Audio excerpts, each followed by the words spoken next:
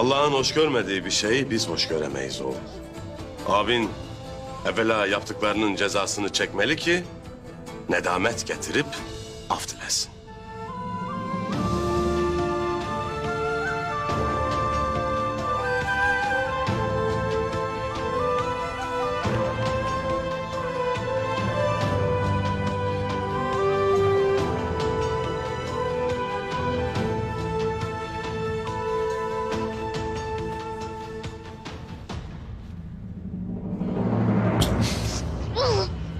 İyileşeceksin kardeşim. Abi, Dayan. intikamımı al ondan.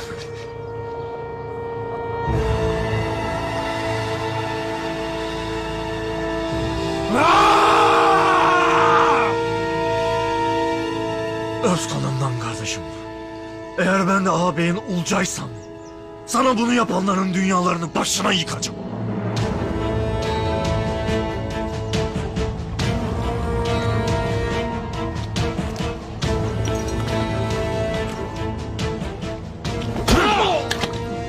Rezil herifler!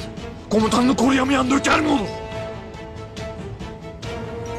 İki kişi Kayı Obası'nın yakınlarında pusulanıp gözcülük etsinler. Ertuğrul obadan çıkar çıkmaz ne tarafa gittiğini bana haber edin. Gebertin bunları!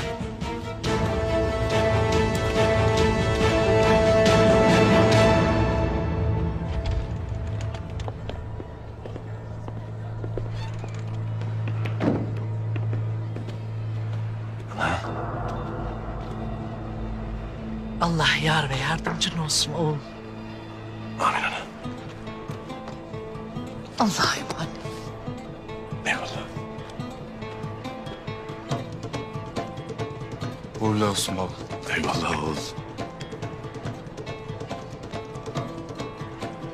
Yolun açık olsun baba. Eyvallah oğul. Yolunuz açık olsun.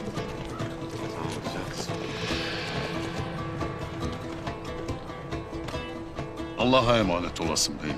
Eyvallah Artuk Bey. Yolunuz açık olsun beyim. Eyvallah.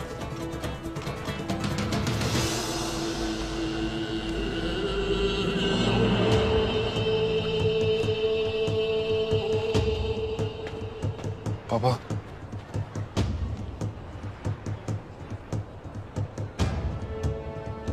Yola düşmeden evvel elini öpmek ve rızanı almak isterim.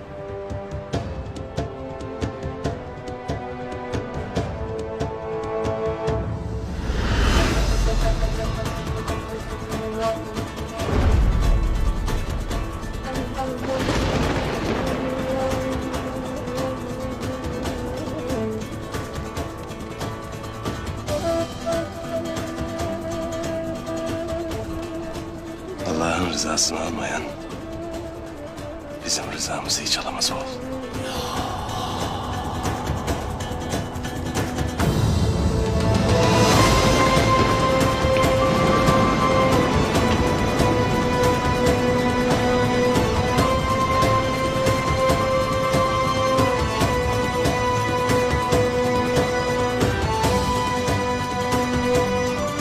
Biz hazırız beyim. Alpli araba çıkışta sizi bekler. Eyvallah Artuk abi.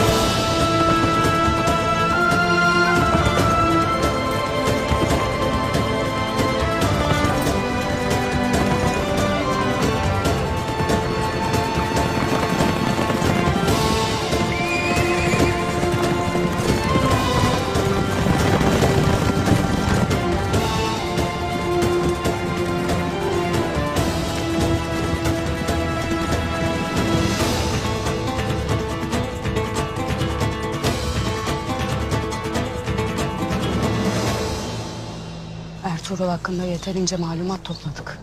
Şimdi gidebiliriz.